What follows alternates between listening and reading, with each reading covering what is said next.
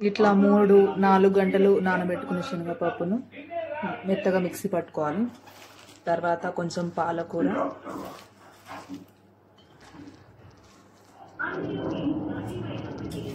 అదేవిధంగా ఉల్లిపాయ, పచ్చిమిర్చి, సన్నగా తరిగిన పచ్చిమిర్చి,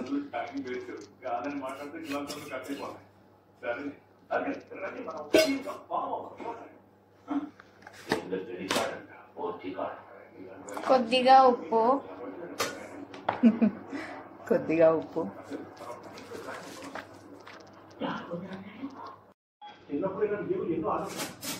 కొంచెం కారం,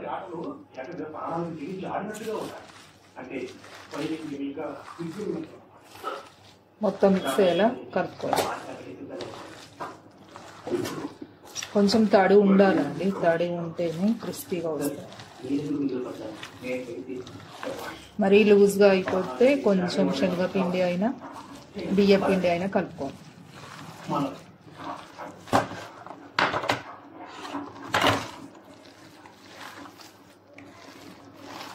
చాలా బాగుంటాయండి, ఒక్కసారి ట్రై చేయండి. పాలకూర ఇష్టం లేని వాళ్ళు కూడా చాలా ఇష్టంగా తింటారు, ట్రై చేయండి.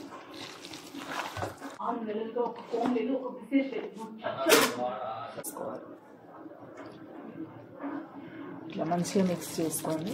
తర్వాత కొంచెం ఆయిల్ వేడి చేసుకొని గ్యారెలు వేసుకుందాం.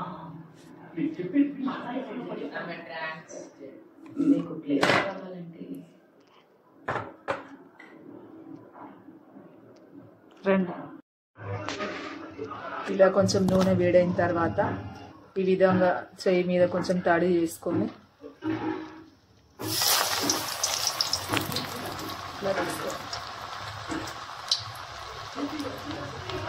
ఇట్లా మీరు పెట్టుకున్న నూనెలో ఎన్ని వడలు పడితే అన్ని వడలు చేసుకోవాలి.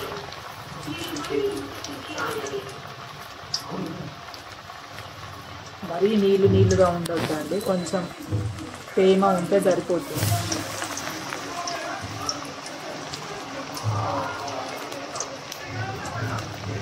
ఇందాక చెప్పాను కదా, ఏమన్నా కొంచెం లూజ్గా తడి ఎక్కువగా ఉంటే బియ్యం పిండి ఆర్ శనగపిండి అయినా కలుపుకోవాలి.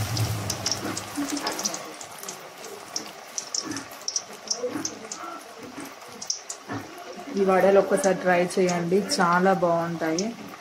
మా ఇంట్లో అందరికీ ఇష్టం. మా అబ్బాయికి అయితే చాలా ఇష్టం.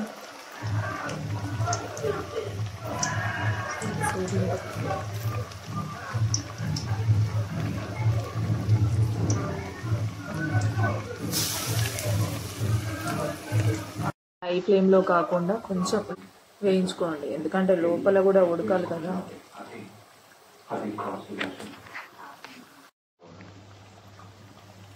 ఇట్లా కొంచెం బబుల్స్ అంతా పైకి వస్తున్నప్పుడు తీసేయచ్చు.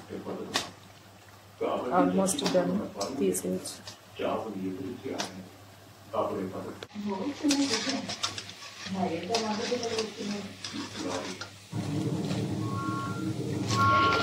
ఈ విధంగా చేసుకుంటే వడలు చాలా టేస్టీగా ఉంటాయి. ఒకసారి ట్రై చేయండి, ఫిదా అయిపోతాయి.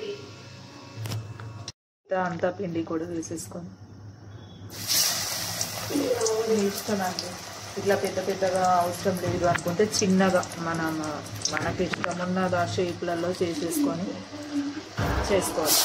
టేస్ట్ మాత్రం అదిరిపోతుంది. చిన్నగా చేసుకోవచ్చు, పెద్దగా మీకు నచ్చినట్టు చేసుకోవచ్చు. మా అబ్బాయికి ఇట్లా పెద్దగా ఉంటే ఇష్టం, అందుకే ఇట్లా చేస్తున్నాను.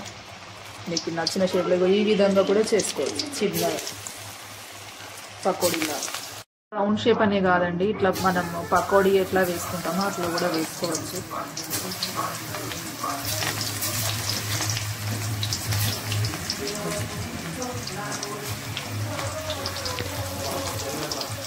అందరికీ పెద్దగా ఇష్టం ఉంటుంది. మా బాబుకేమో అట్లా పెద్దగా ఉంటే ఇష్టం, మా పాపకేమో ఇట్లా చిన్నగా ఉంటే ఇష్టం. సో ఎవరికి నచ్చినట్లు వాళ్ళకి చేసి పెట్టడం నాకు ఇష్టం.